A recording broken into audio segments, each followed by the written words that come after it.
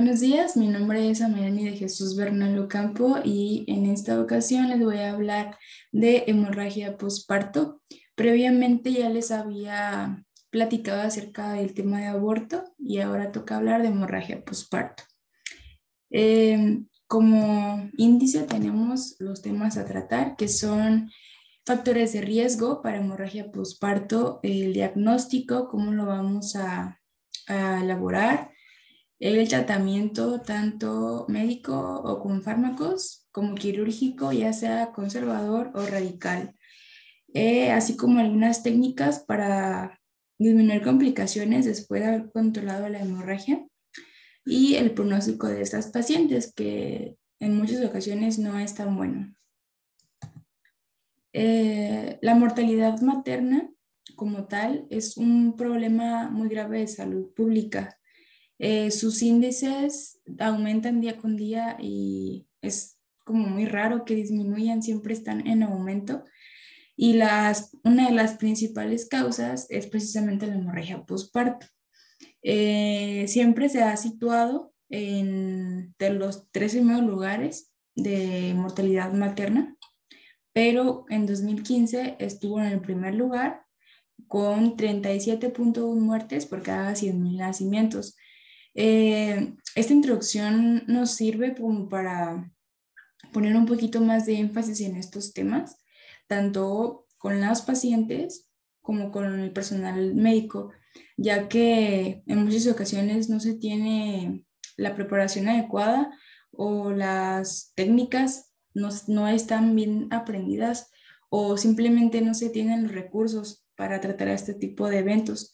Entonces es importante como hacer hincapié en esta situación y saber que sí pasa y pasa muy frecuentemente y es responsable de una gran cantidad de muertes en la mujer, que hasta cierto punto es hasta interferible con sus propios derechos, ya que la mujer tiene derecho al servicio de salud y un servicio digno. Entonces, si fallamos en esto, estamos atentando contra sus derechos. Entonces, es importante tomarlo en cuenta y saber que es un problema muy grave. Después tenemos los factores de riesgo, donde, como comenté, es importante informar al paciente y al personal de salud acerca de qué van a ser los focos rojos que nos pueden decir que algo está mal, cómo vamos a saber que probablemente nuestra paciente va a desarrollar una hemorragia o que la predispone un poco más.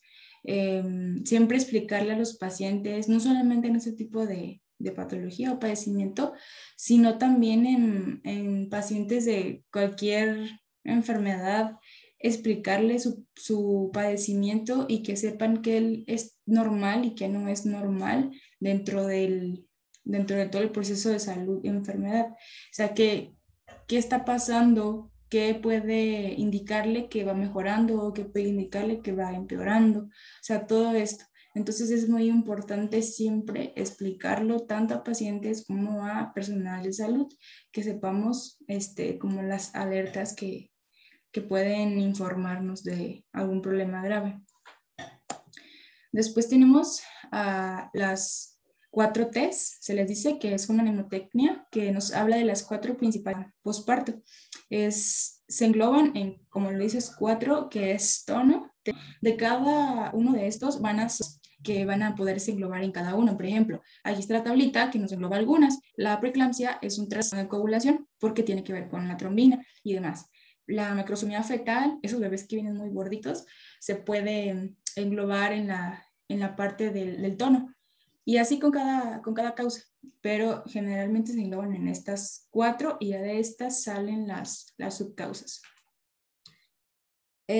Como principal causa o factor de riesgo tenemos a la atonía uterina, que es la pérdida del tono, básicamente del útero. Cuando se torna más flácido, por así decirlo. Entonces, hay algunos factores que nos pueden desencadenar atonía uterina. Entre ellos puede ser el embarazo múltiple y la macrosomía fetal. El embarazo múltiple y la macrosomía confluyen en esta sobredistensión del útero, que obviamente es como pierde el equilibrio, la capacidad del útero con lo que está conteniendo. Si son dos productos, pues obviamente se va a distender más y la probabilidad de que vaya a surgir un trastorno del tono es mayor que en un embarazo único, cuando no es multigesta, porque al haber esta sobredistensión hay como más posibilidad de que cuando sale el producto el útero tienda como pues, a caer o a hacerse más flácido y provocar lo que es la hemorragia. También tenemos a la preeclampsia, que como les comentaba es un trastorno que se engloba en los trastornos de coagulación. También tenemos a los trastornos hematológicos y de la coagulación, que aquí se engloban todos los tipos de hemofilias, trastornos que se han heredado a la paciente por algunas generaciones antecesoras o demás, ¿no? A veces también muchas pacientes llegan con consumo de anticoagulantes por alguna razón, alguna patología que tengan ya de base, y esto que nos genera al momento del parto un trastorno que pues ahí nos causa problemas.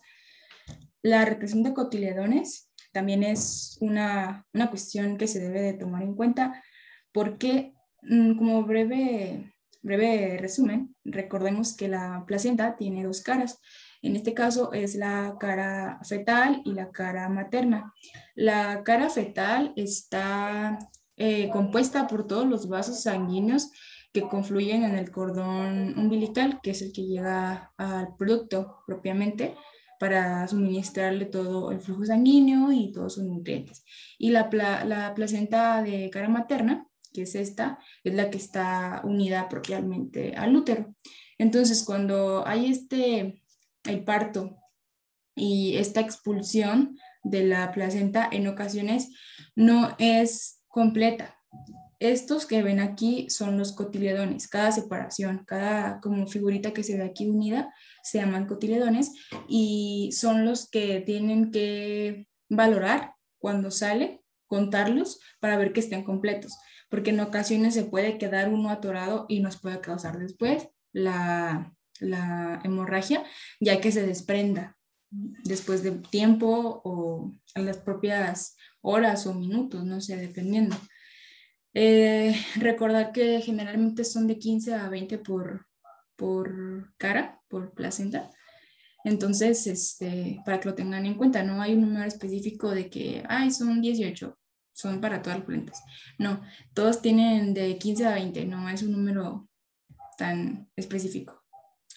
También las lesiones, como lesiones cuando se hace una intervención por cesárea, cuando no es posible el parto vaginal o cuando se tuvo alguna cirugía uterina previa y se lesionó alguna parte que en el momento del parto nos va a dar problemas.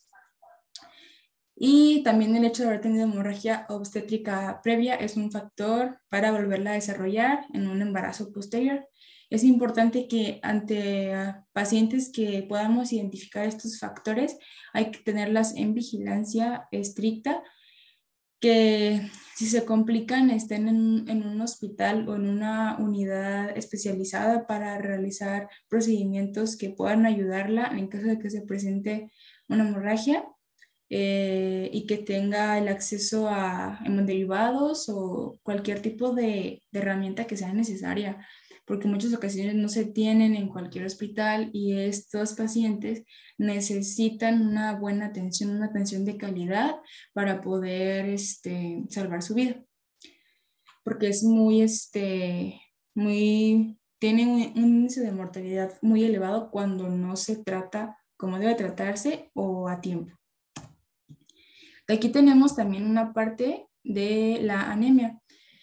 La anemia y el embarazo. Como sabemos, es muy común que durante el embarazo se presente anemia. Esto se le llama anemia por dilución, ya que el cuerpo aumenta su volumen y la sangre sigue siendo la misma. Entonces, al ser la composición de sangre. Por ejemplo, tenemos un vaso donde ponemos, no sé, 20 litrocitos y le ponemos 1 litro de agua, quizá para eso va a funcionar bien, es un ejemplo. Pero si le ponemos una cubeta de 20 litros y 20 litrocitos, pues se va a diluir esta sangre en su totalidad y nos va a generar lo que es la anemia. Entonces, es muy común que se presente y hay que estarla valorando. El National Institute for Health and Care Excellence nos dice que tenemos que hacer un hemograma a todas las pacientes embarazadas, sin importar si tienen factores de riesgo o si tuvieron algún tipo de hemorragia o lo que sea. Tiene que hacerse a todas las pacientes y siempre estar muy atento cuando vayan a la valoración prenatal o así, de signos o síntomas que nos pueden indicar algún problema de anemia, como cefalea, palidez o malestar general. Entonces, lo que nos considera el NICE es de 10.5 a 11 gramos por decilitro como normal. Se considera anemia cuando es menor a estas cifras. Y se convierte en un factor de riesgo para hemorragia postparto cuando baja a menor a 9. Entonces, siempre está cuantificando a las pacientes con hemogramas para ver su hemoglobina y si es menor a 9, cuidado, hay que empezar a tratarla ya sea con hierro o vitaminas para evitar que esta nos vaya a provocar una hemorragia. Después tenemos, si ya vimos que la paciente tiene factores de riesgo, ya tuvo el parto, hay que vigilarla en la primera hora del puerperio, o sea, posterior al haber tenido al bebé, hay que vigilarla cada 15 minutos durante esa hora posterior. Estaría yendo a checarla, tomar signos vitales totales, sobre todo la presión arterial. Hay que hacer mucha énfasis en esto, ya que con esta podemos a lo mejor diagnosticar a tiempo alguna hipotensión que nos pueda llevar a un posible choque o algo por el estilo. Después, a las 2 horas de puerperio, vamos a vigilarla cada 30 minutos, si es que todo sigue en orden y todos los signos están normales. También, si todo sigue normal, podemos vigilarla ya por último cada 4 a 8 horas hasta que salga del hospital, hasta su alta. También es importante en cada valoración que se le haga, cada vigilancia, valorar el útero, el tono, para ver cómo se siente o cómo se ve que va involucionando. Solamente para mencionarlo ahorita, hay que recordar que la oxitocina es el fármaco de elección para tratar la hemorragia, claro, como tratamiento médico, no quirúrgico, ya que no se puede con esto, pasamos a otras técnicas. Pero hay que recordarlo, se administra de 5 a 10 unidades internacionales, ya sea por vía intravenosa o intramuscular. Si no nos llegara a funcionar, podemos optar por algunas otras fármacos, como puede ser el misoprostol, ergonovina, carbertucina y el ácido tranexámico. Algunas bibliografías mencionan que cambia lo que administramos cuando es parto vaginal y cuando es parto por cesárea, ya que, como sabemos, el hecho de aliviarse por cesárea o de un parto por cesárea nos conlleva muchísimos más riesgos que en un parto vaginal. Entonces se debe tratar a lo mejor un poco diferente. Ahorita más adelante vamos a hablar un poquito más acerca de esto, pero sí resaltar que ante cualquier tipo de hemorragia o visualizar algo anormal en la paciente referente a esto, hay que administrar oxitocina en el menor tiempo posible. Hay que actuar rápido porque, como les digo, es algo muy mortal si no se trata a tiempo y de manera correcta.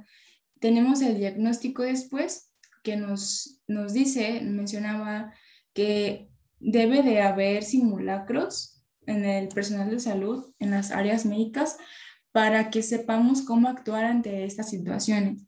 Es decir, si ya tenemos previamente una una información de que si llega un paciente hay que hacer esto, si llegó con esto vamos a irnos para acá, vamos a actuar así, así, así, así, pues todo está muchísimo más sistematizado y podemos actuar en el menor tiempo posible con una disminución pues muy alta de la mortalidad. Vamos a evitar que nuestra paciente se complique si es que ya estamos preparados con simulacros. Lo menciono como un ejemplo, pero en general pues se refiere a toda la información que se debe de brindar para saber cómo actuar, qué hacer en primera instancia, o si vamos a referir a un tercer nivel, por ejemplo, o cuestiones de ese tipo. Eh, Definiendo la hemorragia posparto, se puede dividir en dos, que puede ser primaria o secundaria. La primaria es cuando sucede en las primeras 24 horas, esto después del parto. Y la secundaria cuando sucede después de 24 horas hasta 12 semanas después de haber tenido el parto. Generalmente la hemorragia secundaria es por retención de restos placentarios. Esta suele ser la causa. Como les comentaba, los cotiledones se pueden tener ahí adentro o algunos otros restos, tanto placentarios o fetales en casos particulares. Eh, entonces hay que recordar esta división en cuanto a tiempo, cómo la vamos a clasificar.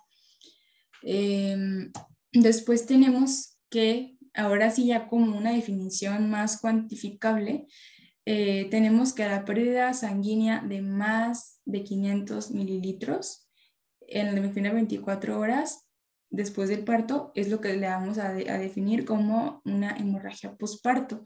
Algunas bibliografías mencionan que el parto vaginal debe de ser mayor a 500 mililitros y en cesárea mayor a 1 litro, pero la guía de práctica clínica hace como engloba la definición únicamente en una pérdida sanguínea de 500 mililitros o más en las primeras 24 horas posparto. Esa es la definición como que se maneja en la guía de práctica clínica. Eh, También podemos considerar la disminución del hematócrito de más del 10% como un indicador de hemorragia posparto ya establecido. Tenemos la hemorragia posparto grave, que esta se caracteriza por haber perdido más de 1 litro en las primeras 24 horas. Esto nos va a dar ligeras alteraciones en tensión arterial, frecuencia cardíaca o respiratoria o cualquier signo vital. Aquí es muy importante recordar y hacer esta observación en que en las pacientes que han tenido el embarazo o que están embarazadas es más complicado identificar factores de riesgo o posibles signos o síntomas de choque. En este caso, si la paciente tiene una hemorragia, se considera como una hemorragia grave cuando es más de 1 litro y obviamente hay que actuar rápido. Y en la paciente a lo mejor no vamos a observar signos que nos digan actúa rápido. ¿Por qué? Porque los signos se están como tipo enmascarando por este aumento del volumen, ya que como mencionan en la imagen de abajo, el volumen de la sangre aumenta entre un 30 a 50% y el ritmo cardíaco también aumenta. Entonces, el hecho de que estén aumentados nos puede como enmascarar los signos de hipotensión o de choque que puedan estar presentes, pero que no vamos a observar por esta cuestión. Entonces, siempre es indispensable estar tomando en todas las embarazadas y aparte cuando ya están en el puerperio, tomar tensión arterial, frecuencia cardíaca, respiratoria, temperatura y cualquier tipo de pérdida sanguínea, estarlas anotando, cuantificando, monitorizando para poder identificar cualquier alteración a tiempo y no esperar a que tenga, por ejemplo, una presión arterial sistólica de menos de 80 con confusión o alteración del estado de alerta, cuando ya nos perdió más de 1,5 litros. O sea, ya ahí es todavía muchísimo más grave y obviamente la mortalidad aumenta demasiado entre más pérdida de sangre tengamos. Entonces es importante recordarlo y tener siempre en mente tomar signos, monitorizarlos y ante cualquier alteración que podamos observar, rápidamente investigar posible causa y actuar. Después tenemos la cuantificación del sangrado que menciona la guía. No debemos de hacerlo de manera visual. No debemos de decir, ay, solamente fue poquita sangre, solamente se llenó la sábana ahí poquito a un lado, no fue nada. No, siempre hay que cuantificar el sangrado y correlacionarlo con todos los signos vitales. En este caso había esta imagen que nos ejemplifica un poco como cuánta va a ser la pérdida de sangre de acuerdo a lo que podamos observar. En este caso, si la paciente mancha una toalla sanitaria, como se ve en la imagen, aproximadamente van a ser 30 mililitros. Si la mancha completamente, si está totalmente empapada, van a ser aproximadamente 100 mililitros. Si, por ejemplo, hay un derrame de sangre en el piso de 100 centímetros de diámetro o 1 metro, vamos a tener una pérdida de aproximadamente 1 litro. Entonces, dependiendo de lo que estemos utilizando para cuantificar la sangre o para ver si hay hemorragia o no, es como nos vamos a guiar. Por ejemplo, si le ponemos un pañal de incontinencia y está así como se ve aquí de lleno, aproximadamente va a ser 1/4 de litro de sangre. Entonces, para tenerlo en cuenta, y obviamente si llegamos a la paciente con toda la sábana manchada y sangre en el suelo, pues oye, ya estamos hablando de una pérdida de sangre muchísimo más elevada, de aproximadamente 2 litros o incluso más, que ya tenemos poco tiempo para actuar y hay que actuar rápido y eficazmente, con técnicas bien aprendidas. Aquí tenemos una tabla que nos hace la categorización de la hemorragia. ¿Qué grado va a ser? ¿Cómo la vamos a catalogar? Tenemos datos que nos ponen de este lado, que es la frecuencia cardíaca, la presión arterial sistólica, el déficit de base, que lo podemos valorar en una gasometría, el estado de conciencia, nos dice la mortalidad que va a haber de acuerdo a cada grado, y las pérdidas sanguíneas en cuanto a cuánto se está perdiendo, el lactato fibrinógeno, y si necesitaría o no administrar hemoderivados o productos sanguíneos.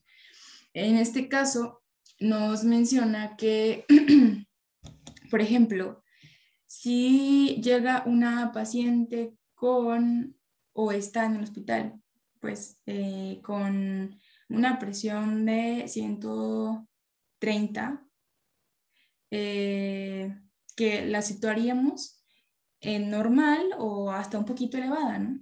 Entonces todo parece estar bien, pero tiene una frecuencia cardíaca de 74. Ok, aquí ya tenemos, no, pues está, creo que normal, ya todos los números están normales, pero si esta misma paciente tuviera una taquicardia de 129, 100, no sé, 30, ya podríamos categorizarla entre un grado 2 o grado 3, o sea, ya estaría todavía entre estas dos, y entre más grado sea, mayor es la mortalidad, obviamente. Aquí ya tendríamos una mortalidad del 2 al 25%, si es que se sitúa entre estos dos rangos, que ya no es nada, nada, nada despreciable. Incluso siendo menor al 10%, siempre hay que hacer todo por darle la mejor atención a la paciente, y si vemos algún signo por ahí que nos salte, siempre comunicarlo o pedir opiniones de qué vamos a hacer cuando no sabemos quizá del todo. Y pues así nos ilustra esta tablita, de acuerdo a cómo se observa. En un grado 1 hay una presión arterial sistólica, un déficit de base menor o igual a 2, el paciente está levemente ansioso y la pérdida sanguínea puede ser de medio litro nada más. Si vemos una paciente con ya una hemorragia severa, grado 4, vamos a ver frecuencia cardíaca de más de 140, una taquicardia, vamos a ver una presión sistólica de menos de 80, ya hablamos de una hipotensión por ahí ya muy importante. Vemos un déficit de base mayor a menos 10, que está confundido, que tiene letargo, que está estuporoso. Entonces hay que saber identificarlos porque, por ejemplo, aquí ya en este grado, la mortalidad aumenta hasta un 55%. Y pues ya es algo que ya nos hace casi imposible poder actuar y tener buenos resultados. Después tenemos el tratamiento farmacológico o médico. Este manejo es importante que recordemos que es multidisciplinario, ya que todas las áreas que se manejan pues son indispensables, como los enfermeros, las enfermeras, los médicos, los anestesios, que en muchas ocasiones son muy partícipes de este tipo de cuestiones y demás, ¿no? Entonces hay que siempre recordar. Como les comenté previamente, la oxitocina es el fármaco de elección. Se debe administrar lentamente en una dosis de 5 a 10 unidades internacionales de manera intravenosa. Siempre hay que recordar que no podemos administrar más de 40 unidades, ya que esto puede ser contraproducente, ya que la oxitocina es un agente uterotónico. Esto nos hace que el útero tenga o mejore su tono, tenga estas como contracciones y pueda estar firme o estable. Y si le ponemos una gran cantidad, quizá vamos a causar como contracciones ya tetánicas que pueden ser, en vez de beneficios, van a ser perjudiciales. Entonces no podemos administrar tanta. Y aparte de que perdemos tiempo en actuar, porque si estamos metiéndole, ay, 10 de primeramente, y luego ya otras 10 y otras 10 y otras 10 y otras 10, o sea, vamos todo el rato, a lo mejor no vamos a tener un resultado óptimo. También, como aquí dice, hay que administrarlo de manera lenta porque puede tener efectos contraproducentes al ser un agente, pues, muy efectivo al momento de causar contracciones. Si tenemos una hemorragia posparto en tercera fase, que hablamos de la tercera fase del parto propiamente, cuando ya se expulsa la placenta y todos los restos o el producto, vamos a hacer lo mismo que se menciona a superior, que van a ser 5 a 10 unidades, más una infusión de mantenimiento por 2 horas para estarlo como valorando y que no vaya a suceder algo más grave. Después, si esto no tenemos respuesta en 30 minutos, vamos a pasar al tratamiento de segunda línea, que van a hacer con todos estos medicamentos, que puede ser la argonovina, carbetocina y misoprostol, todos agentes uterotónicos. La argonovina se puede administrar de 0.2 miligramos de manera intramuscular. No se debe dar en pacientes con hipertensión o pacientes con cardiopatía. La carbetocina se da 100 microgramos de manera intramuscular o intravenosa, y el misoprostol 802 microgramos vía sublingual. Aquí se mencionaba que la argonovina es un agente muy efectivo, pero en muchas ocasiones no se tiene acceso a él. Y por eso se sigue considerando la oxitocina como la primera elección de acuerdo a su eficacia y a su disposición respecto a costos y todas estas cuestiones, ¿no? Es la que está más disponible y la que más nos da resultados en poco tiempo, con la que podemos actuar más rápido. Entonces, pasamos a la segunda parte, que es de la cesárea. Aquí es un poquito, como les comentaba, más exigente el tratamiento o un poquito más extenso, ya que la cesárea nos condiciona por sí sola un montón de riesgos. Entonces, iniciamos con un bolo de 3 unidades de oxitocina de manera intravenosa. mínimo 30 segundos. Aquí nos hace referencia a la administración lenta, que no la administremos de golpe y la paciente se me vaya a contraer ahí todo. Debemos de valorar a los 3 minutos. Si no ha mejorado, repetimos lo mismo del paso 1. Volvemos a valorar después de tus 3 minutos. Si no mejora, se repite otra vez el paso 1. Y si el tono sigue sin mejorar después de ya otros 3 minutos, administramos ergonovina 0.2 miligramos de manera intramuscular, una sola dosis, y revisamos. Si a los 12 minutos el tono no ha mejorado todavía, podemos administrar Carbopros 0.25 miligramos de intramuscular, y si no mejora todavía a los 15 minutos, administramos misoprostol 600 microgramos sublingual. Entonces, es como una serie de pues, indicaciones o sugerencias que podemos realizar cuando es una paciente con cesárea que está teniendo una hemorragia post-cesárea. Después tenemos el uso de ácido tranexámico, que lo mencioné anteriormente. Este es un antifibrinolítico. Se debe de administrar en las primeras 3 horas del inicio del sangrado para que tenga una efectividad buena. La dosis inicial va a ser de 1 gramo infundido en 10 minutos, con un posterior mantenimiento de 1 gramo infundido en 1 hora hasta por 8 horas, en caso de requerirse. Entonces, también es un agente que nos puede ayudar mucho con el manejo de la hemorragia postparto en cuanto a fármacos. Lo que nos va a ayudar es a que se disminuya la fibrinólisis como tal, porque es un antifibrinolítico. Entonces, al detenerla, nos detiene la hemorragia por la formación de coágulos y que estos estén como más fuertes para evitar esto. Después pasamos al tratamiento quirúrgico conservador, que nos habla ahorita vamos al 4, que es masaje uterino. Se debe hacer la compresión bimanual, como se observa en la imagen, con ambas manos, hasta que se disponga de la atención apropiada o que llegue la ayuda necesaria, ¿no? Podemos hacer esto mientras tenemos otras herramientas disponibles. Después podemos hacer también la compresión aórtica, que esta debe ser de manera externa. Obviamente no vamos a meter la mano o vamos a meterle algo para comprimir la aorta por dentro. Va a ser así como se ve aquí, por fuera, hasta tener la atención adecuada.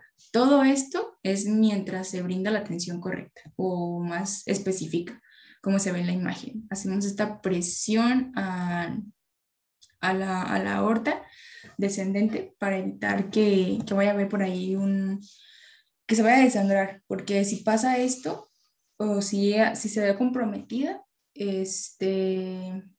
podemos tener como más hemorragia o que sea más fuerte. Entonces, al comprimirla, evitamos que haya como pase de flujo de sangre y nos evita una hemorragia más severa al momento de comprimirla. También el clampeo a arterias uterinas, estas ligaduras que se ven aquí en la imagen, son también muy efectivas, pero menciona que no se debe hacer empaquetamiento, solamente el clampeo. Y en el traje antichoque no neumatizado también nos funciona porque previene o puede revertir el choque, derivando la sangre a los órganos que son más indispensables, como el corazón, el riñón, el cerebro. Entonces, al momento de que nosotros ponemos no sé cómo mencionarlo, estas partes pues del traje en cada área del cuerpo, vamos a disminuir que la hemorragia o la pérdida de sangre continúe, ya que vamos a estar presionando todos los vasos, todas las áreas, todas las arterias o sistema circulatorio en sí, y vamos a evitar que siga con un sangrado a lo mejor excesivo. Después podemos hacer uso también del taponamiento intrauterino, que se hace de manera pues correcta, o se menciona que se debe hacer con un balón de Buckley, que tiene una eficacia del 86% en detener la hemorragia. Esto generalmente sucede de 4 a 6 horas y ya nos da la hemostasia completa. En caso de que no haya balón de Buckley, podemos recurrir a otros objetos o otras herramientas, como puede ser la sonda Foley, guantes, preservativos, sonda de Senga-Staken-Blakemore, que esta es la que se pone en el esófago, solamente como dato curioso. Es esta que está aquí en la imagen, se pone en el esófago, es la que se usa en el esófago. Esta es la sonda Foley. Podemos inflar los balones, como aquí en la sonda Foley, podemos inflarlo para que tome la misma figura, o no la misma, pero sí haga como la misma función hasta donde se pueda inflarlos. El preservativo es esta imagen de aquí, que también se infla bastante y nos puede ayudar a poder parar la hemorragia.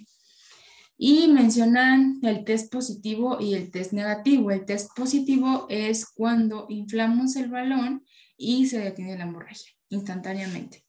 Y ya no es necesario hacer la parotomía.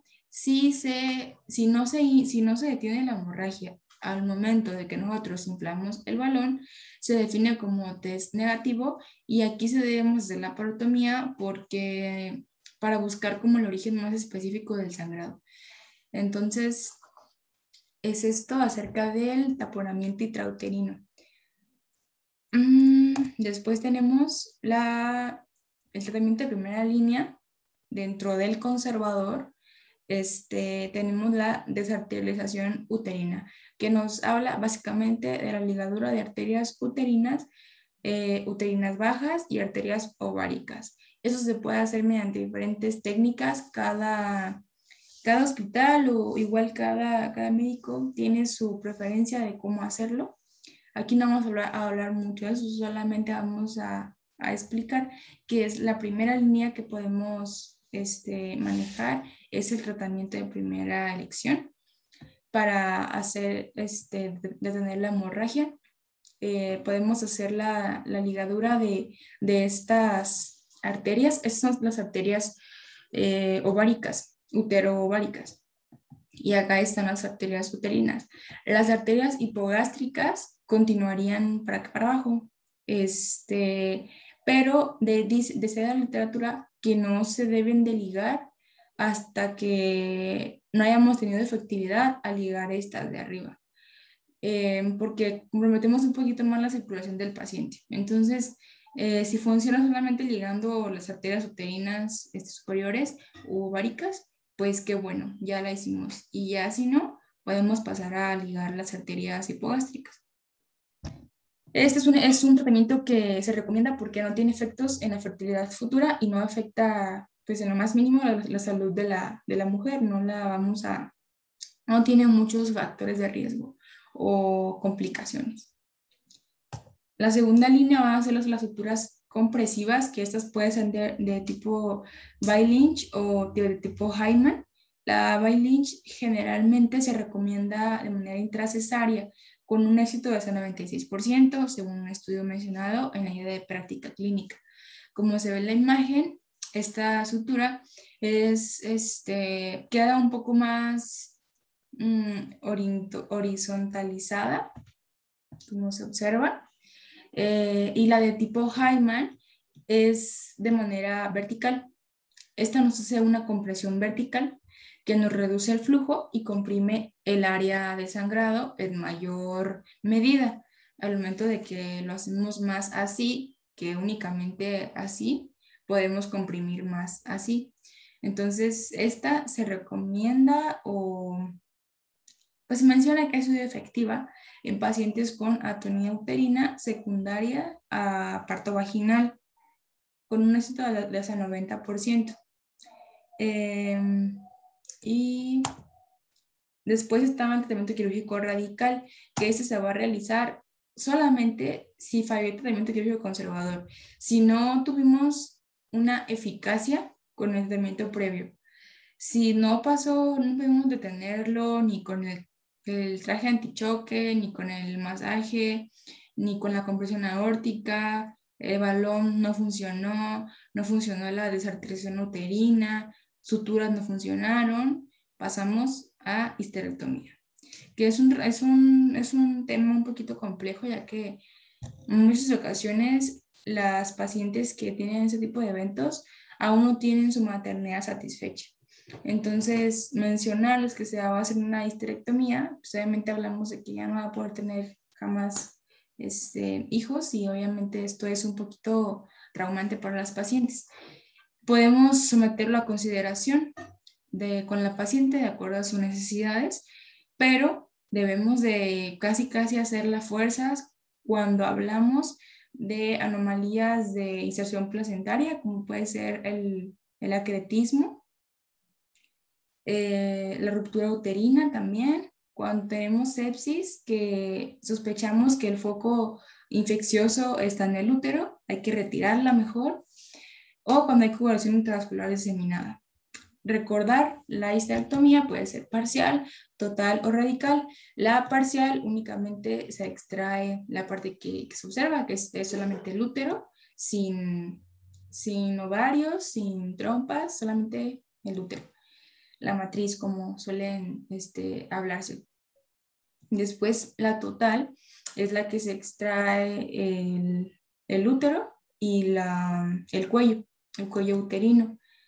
Tuve una clase donde el doctor siempre nos hizo hincapié en que si vas a hacer una histerectomía, hazla total, porque siempre mencionaba él, ¿para qué le dejas el cuello? ¿Para que le dé cáncer después?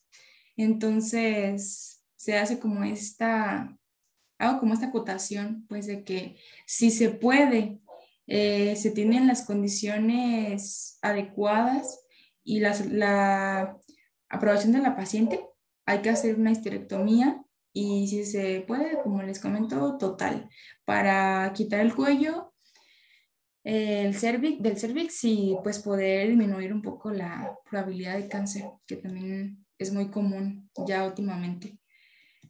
También tenemos la histerectomía radical, que pues ya se retira todo el aparato femenino, como se ve aquí, se extraen las trompas, ovarios, el útero, cuello y vagina también. Las complicaciones de haber hecho una histerectomía pueden ser fiebre, pueden ser hematomas en la zona vaginal, abscesos pélvicos por algún, generalmente, problema al momento de hacer la cirugía, alguna técnica mal hecha, con una mala asepsia o antisepsia previa a realizarla. También puede causar insuficiencia respiratoria y trastornos psicoemocionales, que generalmente derivan de no tener este gran soporte hormonal, ¿no? Que cuando lo retiran es importante que, sobre todo si es radical con todos los ovarios, las pacientes se sometan a tratamientos hormonales muy largos y muy pesados, muy estrictos, para poder como compensar el hecho de que ya no tengan el útero. Y bueno, aquí mencionaba que es muy importante el servicio de anestesio, ya que esto nos va a ayudar al manejo intraoperatorio, porque nos puede facilitar o pues hablar o mencionar todo acerca del riesgo cardiovascular de la paciente, su riesgo respiratorio, tiempos de coagulación, cómo están, qué está pasando, puede entrar o no a cirugía, qué le vamos a hacer, ¿no? Se mencionaba que la anestesia neuroaxial es la que las pacientes generalmente eligen, y la que también se considera de elección generalmente. Esto mencionan por la rapidez con la que se aplica, es la que le dicen la raquia coloquialmente. ¿Has escuchado que la mencionan? Es la anestesia neuroaxial, se pone, como se ve aquí, en la vértebra, ¿no? Aquí como se observa, así. El catéter entra al espacio epidural y ya pues por ahí la anestesia hace su funcionamiento. Se requiere que se tengan más de 70,000 plaquetas si se va a poner esta anestesia, ya que puede haber complicaciones si hay menos plaquetas de estas, como hematomas o microhemorragias. El monitoreo de la temperatura también nos puede ayudar los anestesios, porque es muy importante la temperatura en todo momento, estar checando cómo está. Si hay una temperatura de menos de 35 grados, ya hablamos de una hipotermia, generalmente se relaciona con acidosis, con hipotensión, disminuye el metabolismo de los fármacos o con una coagulopatía. Entonces, ante una baja de la temperatura hay que estar muy atentos porque puede relacionarse con todo tipo de padecimientos que pueden ser pues mortales si no se tratan a tiempo también. O sea, añadiéndolos a todo lo anterior, toda la hemorragia, y luego se pone con acidosis, coagulopatía ya de por sí tiene, y luego la hipotermia, la potencia y todo esto, pues obviamente es más complicado, ¿no? Y la mortalidad aumenta entre más factores de este tipo se añadan. Hablando de la reanimación, cuando la paciente ya no la pudimos manejar de la mejor manera, tenemos que reanimarla porque ya cayó, ya tiene signos vitales quizá muy graves, o hay que actuar ya de manera rápida. Esta se engloba en dos partes, que es una reposición de volumen y la oxigenoterapia. Vamos a tratar a la hemorragia posparto menor o sin choque con estar tomando biometría hemática o hemogramas, tiempos de coagulación. El grupo RH, muy importante tomarlo siempre, ya que si la paciente va a requerir la administración de algún hemodiderivado, podemos fallar con el grupo, con su tipo de sangre. Entonces hay que tenerlo a la mano, saber cuál es, para en caso de que lo requiera, hacerlo de la manera correcta. Hay que tomar signos cada 15 minutos y infusión de cristaloides si se requiere. Esto en una hemorragia menor sin choque, como lo menciono.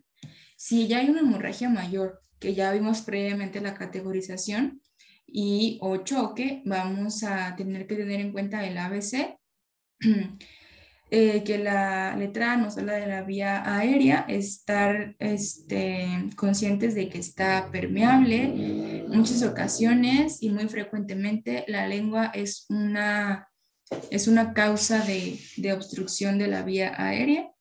Siempre está vigilando pues a la paciente, el área, para ver que todo está permeable. Si tiene una saturación de oxígeno menor a 94, empezamos con oxigenoterapia, aproximadamente 10 litros por minuto. Si hay un compromiso ya de la circulación, infundimos cristaloides, 30 mililitros por kilo, es como la medida que se menciona. No es específico, se puede sujetar a las necesidades del paciente también. Hay que mantener la temperatura en niveles adecuados y administrar hemoderivados en caso de que se requiera. Siempre intentar mantener hemoglobina mayor a 8, plaquetas mayor a 50,000, tiempos de coagulación ambos menor a 1.5 veces lo normal, y fibrinógeno mayor a 200 en pacientes que tengan hemorragia posparto mayor o ya presenten choque. Mantener estos niveles para mejorar la sobrevida de la paciente y su curso sea más favorable. Para disminuir las complicaciones, tenemos algunas recomendaciones que se pueden englobar en la cirugía y en la tromboprofilaxis. La cirugía, dentro de la cirugía podemos hacer uso de diversas técnicas que nos pueden ayudar a mejorar o a disminuir las complicaciones que se puedan presentar después de haberlas realizado. como el uso de hemostáticos locales como colágenos, gelatina, celulosa o fibrina. Estas nos ayudan a la coagulación, a que no vaya a presentarse una hemorragia de nuevo. Esto se sujeta a la economía del paciente y a la recomendación que se haga por parte del médico. No se menciona que sean muchísimo más mejor uno que otro o que tengan mayor eficacia, simplemente son puntos que nos pueden ayudar a mejorar el curso de la paciente. Nos ayudan, pues, como digo, con la coagulación o hemostasia. La biocirugía es un término, pues, muy curioso que se hace mediante larvas, como se ve en la imagen. Estas larvas son criadas, obviamente, en un ambiente, pues, totalmente limpio, estéril, no tienen nada de malo.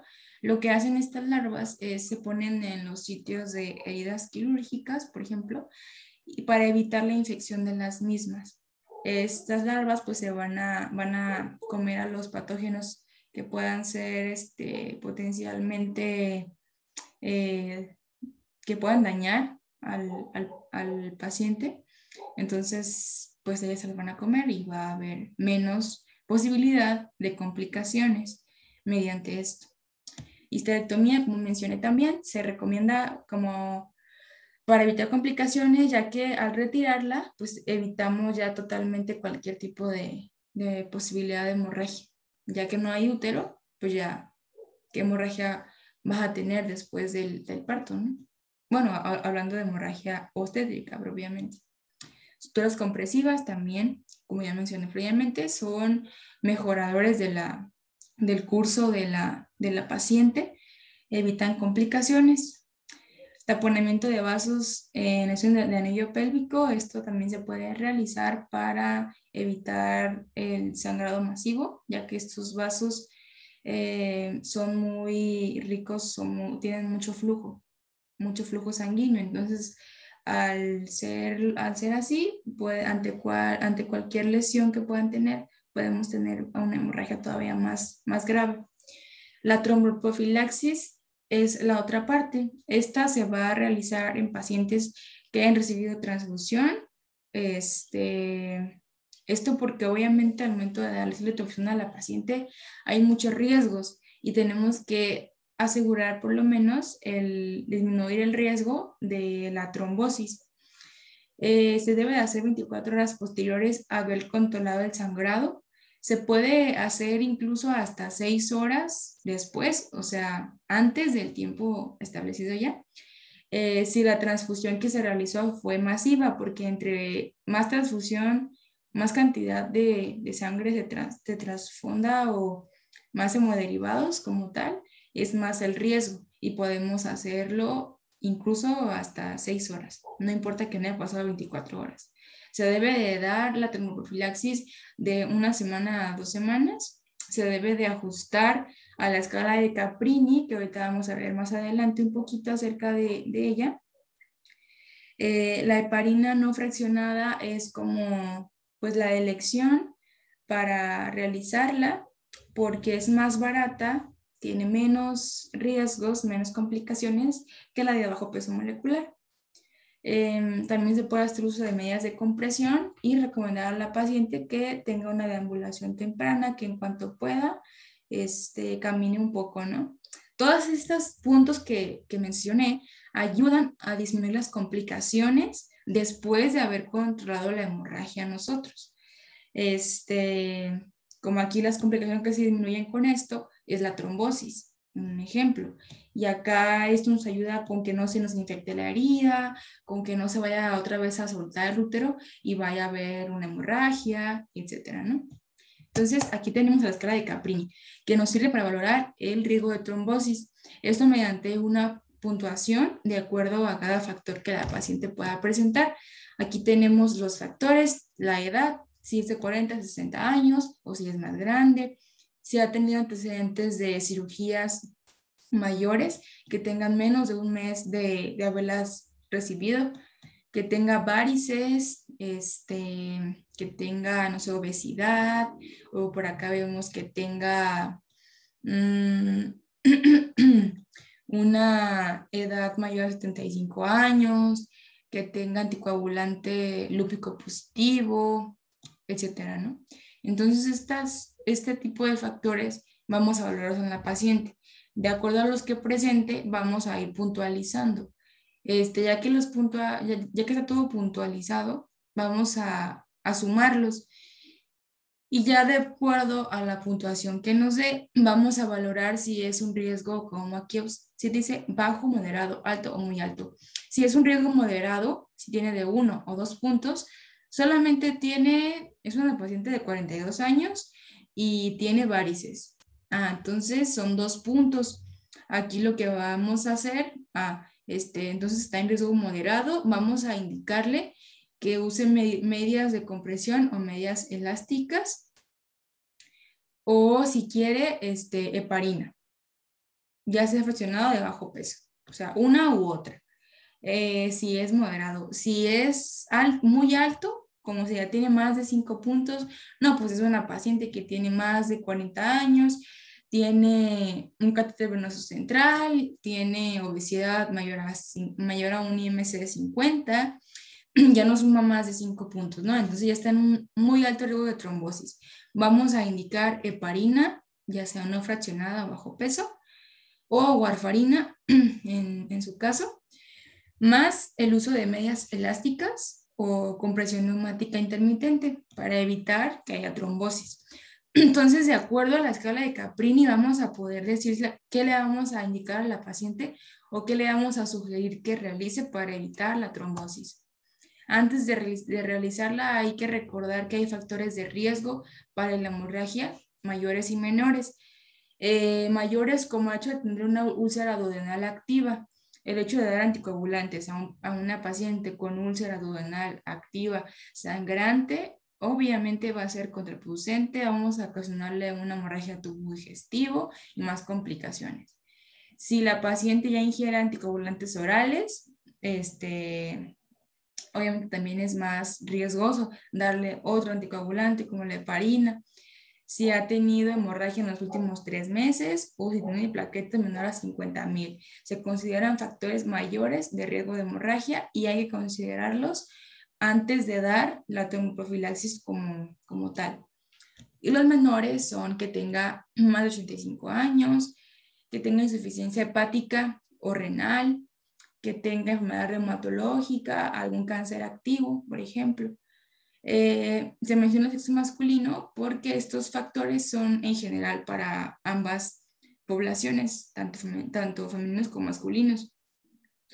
La escala de Caprini se aplica a ambos sexos, solamente que en este caso la estamos utilizando para las pacientes con hemorragia postparto. Entonces, por eso menciona que el sexo masculino es un factor de riesgo menor para hemorragia en general. Contraindicaciones, no vamos a realizar tromboprofilaxis si tienes pacientes que tengan factores de riesgo mayores, como se mencionaron anteriormente, úlcera duodenal activa, que consuman ya anticoagulantes o que tengan plaquetas de menos de 50,000. No damos tromboprofilaxis a esos pacientes. O si tienen una tensión arterial mayor a 200 o 120, si han recibido procedimientos de alto riesgo de hemorragia en ese mismo día de la evaluación, si tienen coagulopatías hereditarias o hemofilias ya adquiridas, pues que ya las estén presentando, como la enfermedad de von Willebrand o alguna otra tipo de hemofilia. Entonces, no dar a estos pacientes de tromboprofilaxis porque podemos hacerles más prejuicios que beneficios, vamos a dañarlas más. No hay que darlo en esos casos. Pronóstico: las pacientes con hemorragia postparto pueden tener muchos problemas después de esto. No es un pronóstico tan bueno, ya que presentan generalmente trastorno de estrés postraumático debido al evento como tan de que si se presenta choque, sobre todo si hay choque, el cuerpo entra en un estado de estrés de manera involuntaria, y obviamente esto en la paciente genera muchas cuestiones que posterior a este evento le van a causar estados depresivos, que se sientan tristes, que tengan miedo a embarazarse de nuevo, o que presenten un síndrome muy interesante que es el síndrome de Sheehan. Este síndrome se manifiesta después de una hemorragia obstétrica, que nos condiciona una hipotensión. Posterior a esto se puede disminuir el flujo sanguíneo al cerebro y a todas sus áreas. Si pasa esto, hay hipotensión, no hay flujo al cerebro, se infarta la pituitaria, que es una glándula súper importantísima, porque nos condiciona muchísimas funciones del cuerpo. Es responsable de funciones gonadales, funciones de la tiroides, de los huesos, de la piel, de los riñones, de las mamas. Entonces, al no tenerla, se pierde la función de todas estas glándulas que son, pues, obviamente indispensables, y se cursa con un panhipopituitarismo.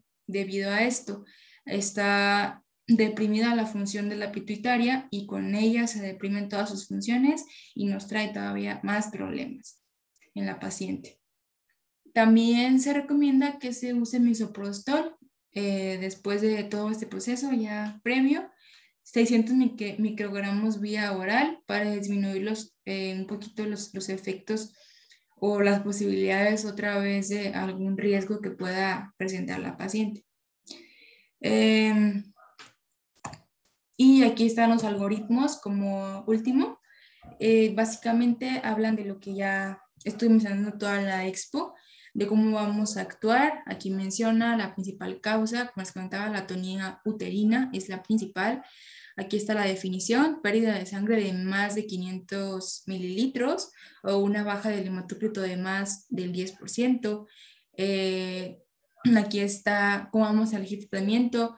Comenzamos con tratamiento conservador siempre, no vamos a optar por histerectomía luego.